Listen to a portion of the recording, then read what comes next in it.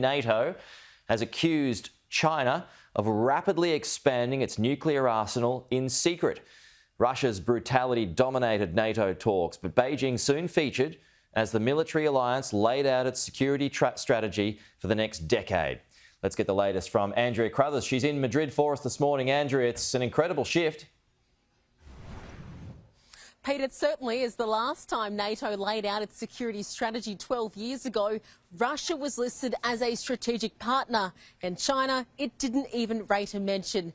Today, NATO leaders endorsing a new strategic strategy for the next decade, skewering China as the biggest threat to global peace and stability before blasting Beijing, the military alliance claiming that China's ambitions and coercive policies challenge our interests, security and values.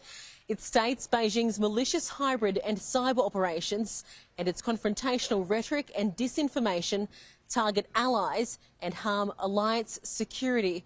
Put simply, NATO is accusing China's hybrid activity as being just short of warfare. That's where it puts that threat. It also goes on to claim that it's actually building up its nuclear weapons at a rapid pace and in secret.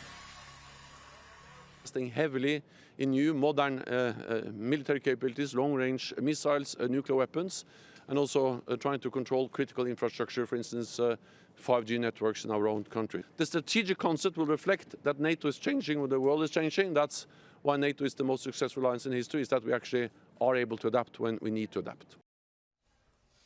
China has lashed out at the military bloc for reaching into the Asia-Pacific as it strengthens ties with Australia, New Zealand, Japan and South Korea.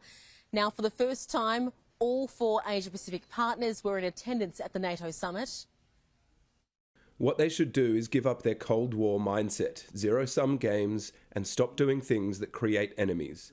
Stop trying to mess up Asia and the world after messing up Europe. Anthony Albanese, his response simple. China must look at what is happening, look at the resolve that is there from throughout the world and should be condemning Russia's actions. Pete, it's been a whirlwind couple of days for Anthony Albanese in Spain. He met with around 20 leaders, both formally and informally, in the last day alone. He will wrap up these diplomatic talks in Madrid with a bilateral with Canada's Prime Minister Justin Trudeau tomorrow morning before he jets off to France for that all-important relationship reset with Emmanuel Macron.